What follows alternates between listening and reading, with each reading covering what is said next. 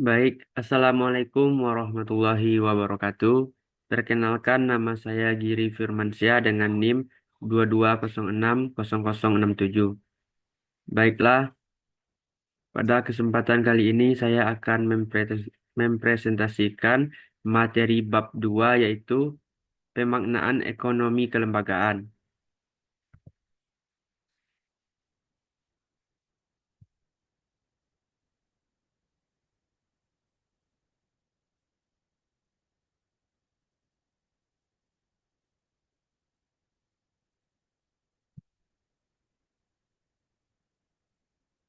Materinya yaitu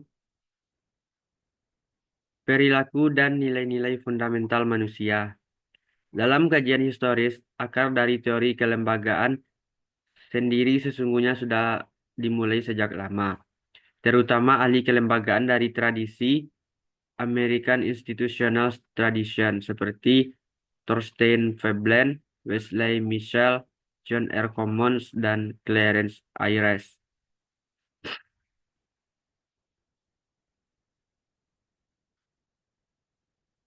Di samping itu juga ada varian lain yang melekat pada ekonom klasik, semisal Adam Smith dan John Stuart Mill, Karl Marx, dan aliran Marxian lainnya. Tradisi yang pertama kemudian dikenal sebagai ilmu ekonomi kelembagaan lama. Sedangkan yang berikutnya umumnya dipandang sebagai kelanjutan dan perluasan dari elemen-elemen kelembagaan yang ditemukan dalam aliran ekonomi klasik, neoklasik, dan mazhab Austria.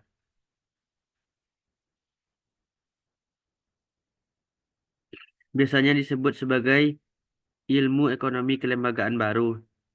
Penggunaan istilah lama dan baru tidak berarti yang lama telah mati atau tidak aplikatif lagi.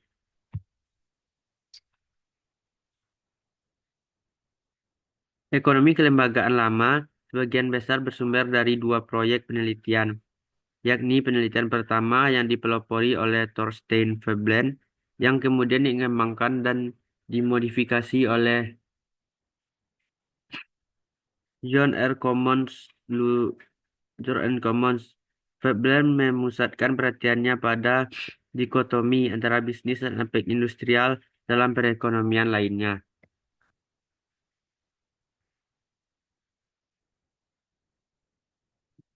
Di luar latar belakang tersebut, sesungguhnya apabila hendak menjelaskan ilmu ekonomi kelembagaan, kesulitan terbesar adalah pada saat mendefinisikan kelembagaan itu sendiri. Kadang-kadang untuk mudahnya kelembagaan diberi predikat sebagai kerangka hukum atau hak-hak alamiah yang mengatur tindakan individu pada saat yang lain. Kelembagaan dimengerti sebagai apapun yang bernilai tambah atau kritik terhadap ilmu ekonomi klasik atau hedonik. Bahkan, kelembagaan juga dimaknai sebagai apapun yang berhubungan dengan perilaku manusia.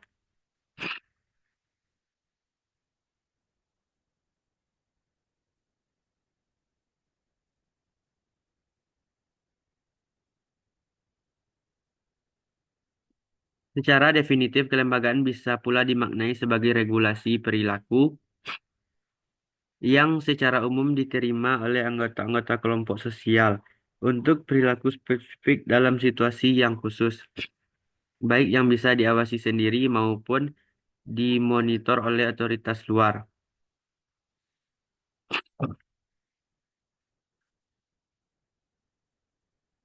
Selanjutnya, karakteristik umum dari kelembagaan. Yang pertama, kelembagaan secara sosial diorganisasi dan didukung, yang biasanya kelembagaan membedakan setiap rintangan-rintangan atas perilaku manusia, misalnya halangan biologis atau biological constraints dan rintangan fisik atau physical constraint. Kelembagaan adalah aturan-aturan formal dan konvensi informal serta tata perilaku. Kelembagaan secara perlahan-lahan berubah atas kegiatan-kegiatan yang telah dipandu maupun dihalangi. Kelembagaan juga mengatur larangan-larangan dan persyaratan. Selanjutnya, sementara Hobbes meneliti wujud khusus dari perilaku yang merupakan subjek ilmu ekonomi pada saat berbicara mengenai kelangkaan dan rasionalitas. Definisi dari ekonomi kelembagaan justru memfokuskan kepada studi mengenai struktur dan fungsi dari sistem hubungan manusia atau budaya, yang secara eksplisit mencakup perilaku dan keinginan individu dengan mempertimbangkan perilaku kelompok dan tujuan umum, masyarakat atau publik. Dengan kata lain, ekonomi kelembagaan tidak berupaya untuk mempelajari perilaku rasional, atau dalam bahasa Jevons, usaha mekanik untuk menggapai kepuasan dan kepentingan pribadi.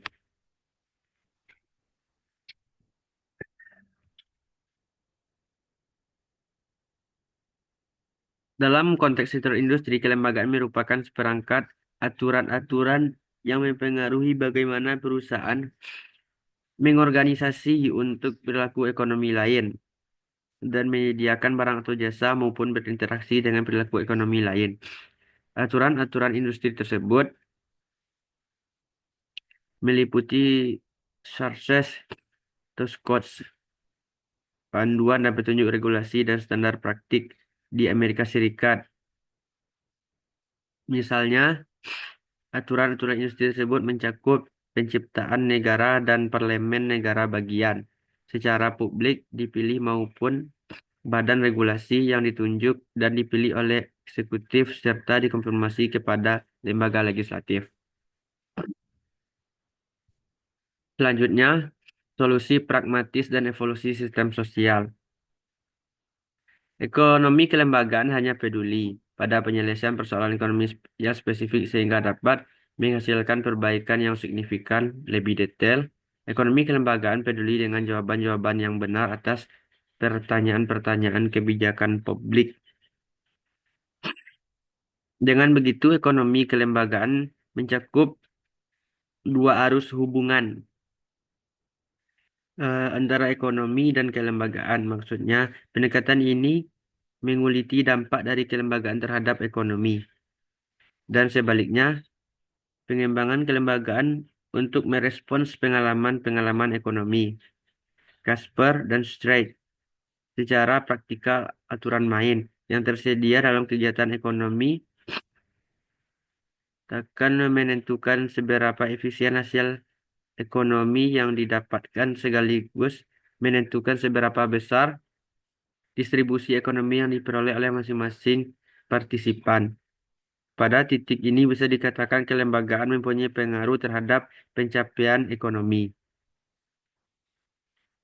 Chang juga memberikan penjelasan bahwa pembangunan ekonomi bisa mengubah kelembagaan melalui beberapa pintu.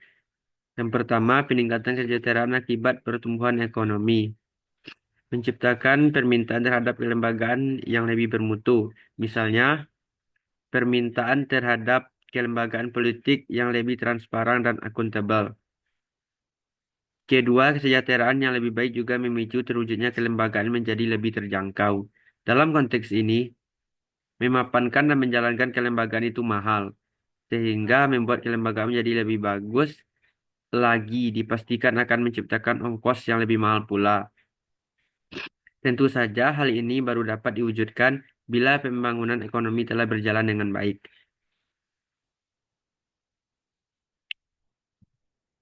Demikian pula menurut Whittle, ekonomi kelembagaan tidak memfokuskan kepada apa yang disebut oleh beberapa ahli ekonomi,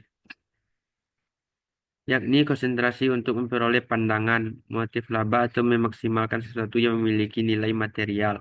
Selama ini, motif non-ekonomi dipandang sebagai faktor yang tidak termasuk dalam operasi hukum ekonomi, tetapi disadari sebagai bagian yang esensial dari situasi total yang harus dipertimbangkan.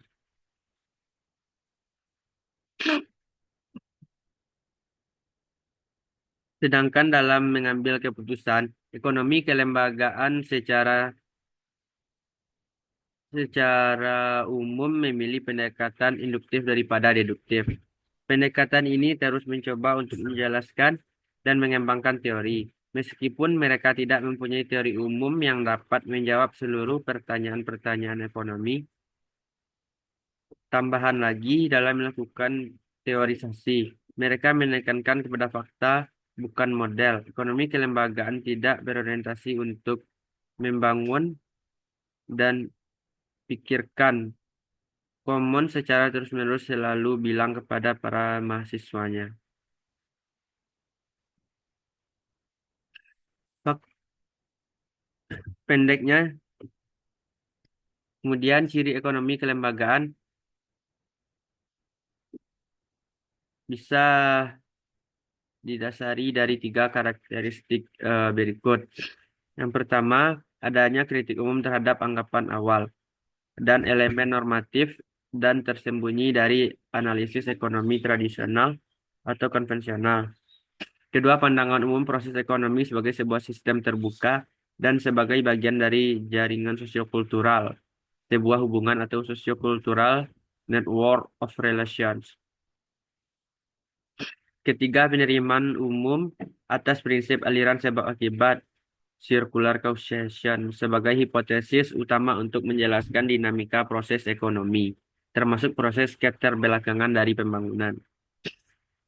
Jika dikompresikan antara ekonomi kelembagaan dan ekonomi neoklasik, maka keduanya meyakini bahwa esensi dari ilmu ekonomi adalah bagaimana menghasilkan dan mendistribusikan barang dan jasa yang sangat terbatas.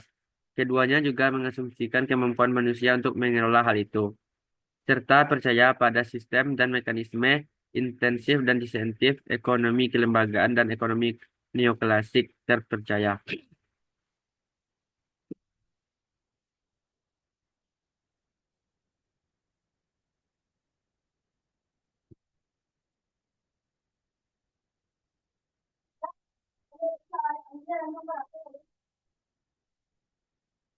Namun terlalu banyak hal yang membedakan antara ekonomi kelembagaan dan ekonomi neoklasik, bahkan sampai pada cakupan kajian dan fokus analisis, sehingga cukup sukar untuk membandingkan keduanya.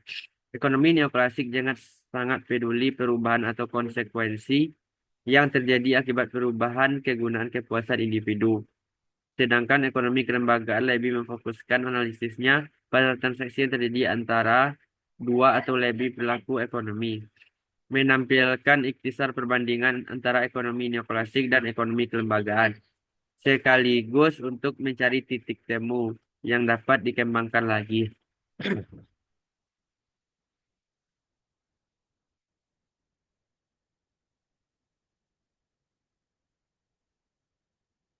Kelembagaan.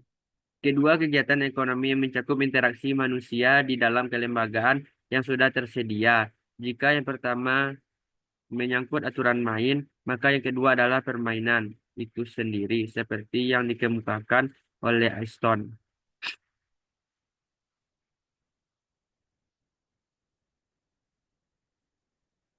8 aspek dari ekonomi kelembagaan yang disimpulkan oleh Samuels. Yang pertama, ekonomi kelembagaan cenderung menekankan kepada prosesor evolusioner melalui penolakannya terhadap teori ekonomi klasik yang percaya terhadap mekanisme penyusunan otomatis lewat perubahan-perubahan dalam sistem harga. Yang kedua, ahli-ahli kelembagaan menolak pandangan neoklasik mengenal pasar bebas dan pasar yang efisien. Mereka mengutamakan pandangan tentang eksistensi kelembagaan yang mengadaikan adanya tindakan kolektif dari individu-individu di dalam masyarakat. Mereka juga berargumentasi bahwa sistem pasar itu sendiri merupakan hasil dari perbedaan kelembagaan yang telah eksis dalam kurva waktu tertentu. Yang ketiga, ide penting yang dibuat oleh ekonom kelembagaan adalah bahwa faktor teknologi tidaklah given. Teknologi merupakan proses perubahan yang berkesinambungan dan hal itu menyebabkan perubahan yang penting pula. Dengan pandangan itu, teknologi bisa menentukan ketersediaan dan keterjangkauan sumber daya fisik atau physical resource. Yang keempat, ahli kelembagaan mengampanyekan pandangan yang menyatakan bahwa sumber daya dialokasikan melalui struktur kelembagaan yang bermacam-macam dan dalam beragam hubungan kekuasaan yang hidup di masyarakat. Faktanya di negara-negara berkembang sebagian besar sumber daya hanya dipegang oleh elit lokal dan di dalam kantor-kantor pemerintahan bahkan seringkali terjadi kolusi antara elit usahawan lokal dan pemegang kekuasaan terhadap proses alokasi sumber daya negara atau national resource. Yang kelima, menurut Samuels, teori kelembagaan merupakan nilai atau value yang tidak melihat harga-harga relatif atau relatif risk, namun nilai kepentingan terhadap kelembagaan struktur sosial dan perilaku sosial. Dan nomor 6, kultural dan kekuasaan menentukan cara bagaimana individu berperilaku. Individu-individu diikat oleh masyarakat melalui norma-norma dan nilai-nilai, sehingga mereka cenderung bertindak secara kolektif ketimbang secara pribadi. Pandangan ini tentu saja mereduksi keyakinan dalam ekonomi neoklasik tentang perilaku memaksimalkan kepentingan pribadi. Yang ketujuh, Samuel berpandangan bahwa ahli ekonomi kelembagaan lebih pluralistik atau demokratis dalam orientasinya. Dia meyakini bahwa pandangan neoklasik kerap kali menerima struktur seperti apa adanya, dan berdasarkan hal itu menganggap struktur sosial dan kekuasaan juga telah ada dengan sendirinya, atau given. 8. Akhirnya ekonom kelembagaan melihat ekonomi merupakan cara pandang yang menyeluruh dan mencoba untuk menyelesaikan aktivitas ekonomi dalam perspektif multidisipliner.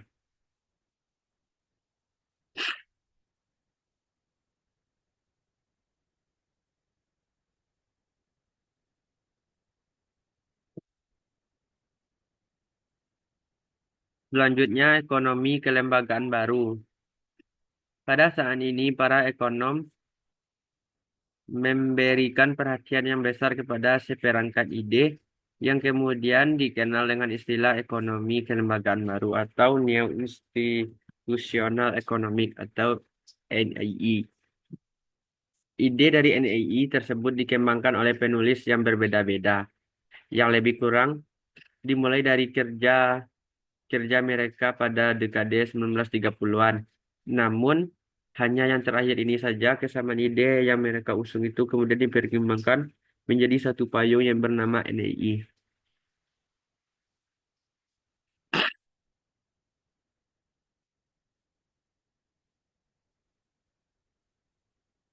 Dengan begitu, ide ini menempatkan diri sebagai pembangun teori kelembagaan non-pasar dengan pondasi teori ekonomi klasik seperti yang Noor ungkapkan. NII masih memakai dan menerima asumsi dasar dan neoklasik mengenai kelangkaan dan kompetensi tetap menanggalkan asumsi rasionalitas instrumen, di mana asumsi tersebut membuat ekonomi neoklasik menjadi teori bebas atau nirkelembagaan. Oleh karena itu, sebagai langkah untuk menjalankannya, hal itu NII eksplorasi dengan gagasan kelembagaan non-pasar sebagai jalan untuk mengkompensasi kegagalan pasar. Dalam pendekatan NII, kehadiran informasi yang tidak sempurna, eksternalitas produksi, dan barang-barang publik diidentifikasi sebagai sumber terpenting terjadinya kegagalan pasar sehingga meniscayakan perlunya kehadiran kelembagaan non-pasar. Sebaliknya, dalam pendekatan neoklasik, ketiga variabel di atas diasumsikan tidak eksis, sehingga biaya-biaya transaksi yang diasosiasikan dengan variabel tersebut dianggap tidak ada.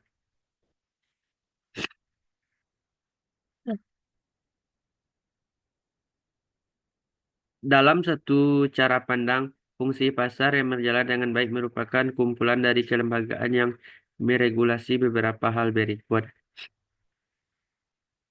Yang pertama, apa yang dapat diperdagangkan.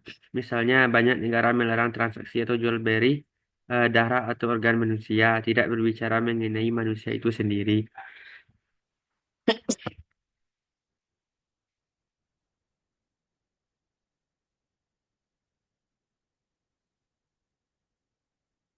Siapa yang dapat melakukan perdagangan? Seperti Banyak negara melarang transaksi atau jual beli darah atau organ tubuh manusia. Apa aturan untuk menyelenggarakan perdagangan yang adil? Berapa banyak variasi harga? Semisal banyak komoditas dan pasar saham yang bergantung kepada perdagangan, sehingga harga-harga jatuh secara drastis dalam waktu yang cepat. Namun dengan sedikit analisis dan tanpa kerangka teoritis yang dimumpuni, pendekatan ini murni beroperasi di luar pendekatan ekonomi neoklasik dan tanpa menggunakan teori kuantitatif, di mana dari pendekatan kuantitatif tersebut biasanya suatu generalisasi diambil atau pilihan-pilihan kebijakan yang tepat dapat dibuat. Kunci perbedaan antara OII dan NII adalah bahwa pendekatan yang pertama sangat memfokuskan kajiannya mengenai kebiasaan atau habit bagi para ahli OII. Kebiasaan atau perilaku dianggap sebagai faktor krusial yang akan menentukan formasi dan substans kelembagaan. Sebaliknya, di ujung spektrum yang lain, NII lebih memberikan perhatian kepada kendala yang menghalangi proses penciptaan pengondisian kelembagaan dan utamanya memfokuskan kepada pentingnya kelembagaan sebagai kerangka interaksi antar individu manusia.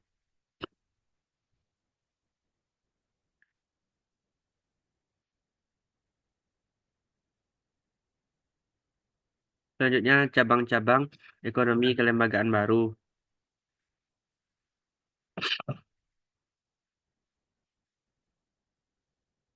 Penting untuk dicatat bahwa NII beroperasi pada dua level, yakni lingkungan kelembagaan dan kesepakatan kelembagaan atau institutional arrangement.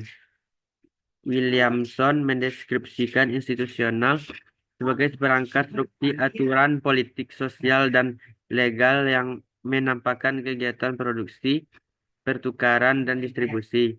Aturan mengenai tata cara pemilihan, hak kepemilikan, dan hak di dalam kontrak merupakan beberapa contoh dari lingkungan atau kebijakan ekonomi.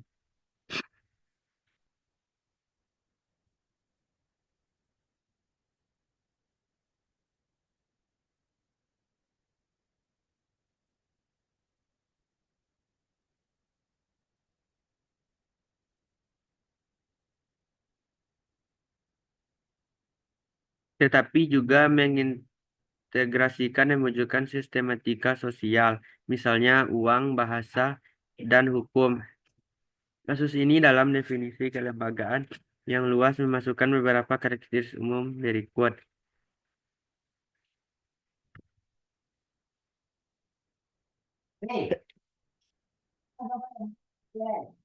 Seluruh kelembagaan memasukkan interaksi perilaku dengan adanya umpan balik yang penting.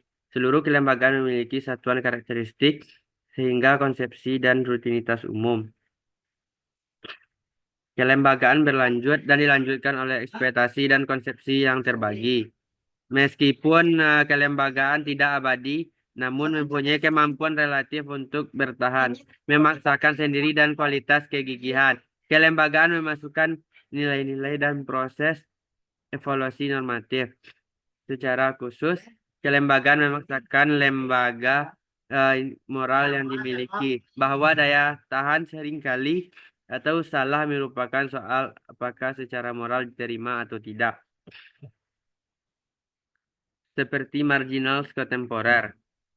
Untuk tujuan analisis kelembagaan, beberapa perubahan krusial diperkenalkan ke dalam teori ortodoks mengenai produksi dan pertukaran. Metodologi individualisme merupakan interpretasi baru yang telah diberikan untuk para individu sebagai pengambil keputusan. Dalam sebuah organisasi, pusat gagasan ini adalah masyarakat, negara, dan perusahaan.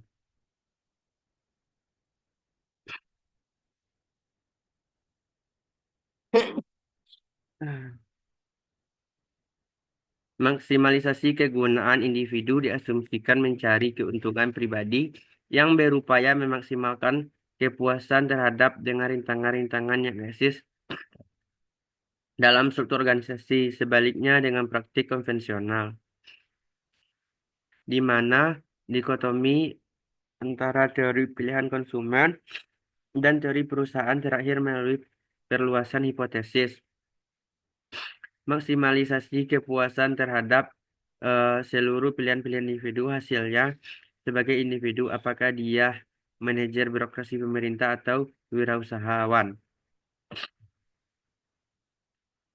Selanjutnya, rasionalitas terikat mendekati kondisi dunia nyata melalui kelembagaan secara dekat adalah kemampuan untuk mendapatkan dan memproses informasi menggunakan tema bounded relationality atau merefleksikan fakta pengambil kebijakan, yakni orang yang diasumsikan rasional bukan hiperrasional,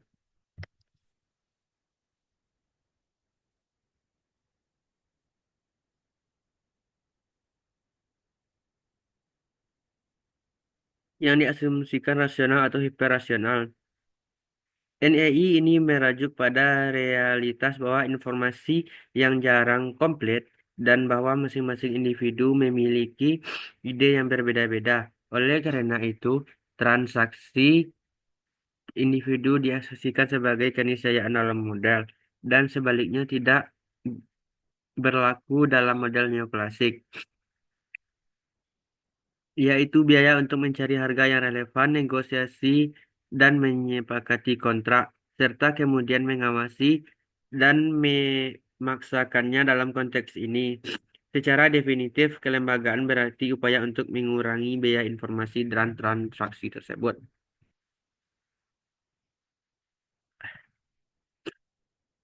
Akhirnya, sebagai hasil dari ekspansi ilmu ekonomi ke wilayah ilmu sosial, khususnya hukum, politik, dan sosiologi, NEI secara definitif merupakan sebuah studi multidisipliner yang memiliki beberapa cabang ilmu, meskipun masih terdapat beberapa perdebatan tentang wilayah kajian dari NEI itu sendiri. Namun setidaknya cabang-cabang dari NEI ini bisa dibagi dalam dua kategori. Pertama, apa yang dikenal sebagai secara ekonomi baru atau neo-economic history dikembangkan oleh North Vogel dan Rutherford.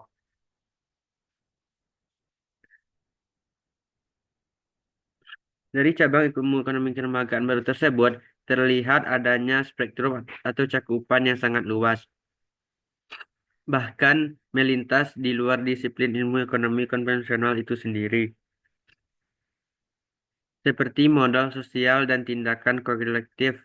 Secara eksplisit, cabang-cabang ilmu ekonomi kelembagaan itu ingin menunjukkan bahwa fenomena ekonomi tidak dapat dilihat hanya dari perspektif ekonomi atau ortodoks semata, tetapi harus ditangani secara lebih luas. Inilah yang membedakannya dengan teori ekonomi konvensional klasik atau neoklasik, yang melihat kegiatan transaksi sebagai peristiwa ekonomi saja. Sebaliknya, ekonomi kelembagaan melihat transaksi sebagai kejadian sosial yang berdimensi luas. Secara lebih spesifik, perilaku manusia dalam semua kegiatan atau termasuk aktivitas ekonomi sebetulnya ditunjukkan oleh dua hal, yaitu keuntungan ekonomi atau economic gain dan penerimaan sosial atau social acceptance. Dalam Gashar dan Fair, motif yang terakhir ini kerap kali justru sulit dianalisis dari sudut pandang ekonomi saja. Disinilah peran ekonomi kelembagaan menjadi sangat relevan untuk mengatasi kebuntutan jalan keluar penyelesaian persoalan-persoalan ekonomi.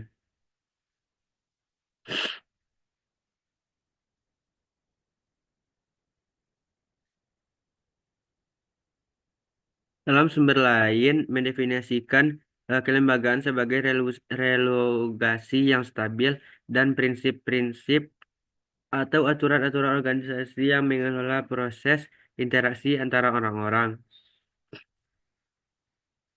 Menulis ini memakai istilah berbeda. sebagai pengganti kata kelembagaan formal dan informal, yaitu kelembagaan eksternal dan internal.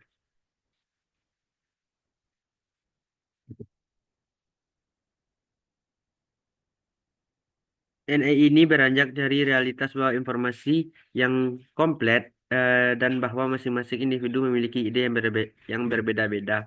Oleh karena itu transaksi kemudian diasosiasikan sebagai keniscayaan dan model. Dan sebaliknya tidak berlaku dalam model neoklasik, yaitu biaya untuk mencari harga yang relevan, negosiasi yang menyepakati kontrak, serta kemudian mengawasi dan melakukannya. Dalam konteks ini, secara definitif kelembagaan berarti upaya untuk mengurangi biaya informasi dan transaksi tersebut. NEI telah mengembangkan diri ekonomi neoklasik yang memasukkan peran biaya transaksi dalam pertukaran dan juga mengambil kelembagaan sebagai rintangan kritis dalam upaya memperoleh kinerja ekonomi. Mungkin itu saja yang dapat saya presentasikan pada waktu kali ini. Sekian dari saya. Apabila ada kesalahan kata, mohon dimaafkan. Saya akhiri dengan Assalamualaikum warahmatullahi wabarakatuh.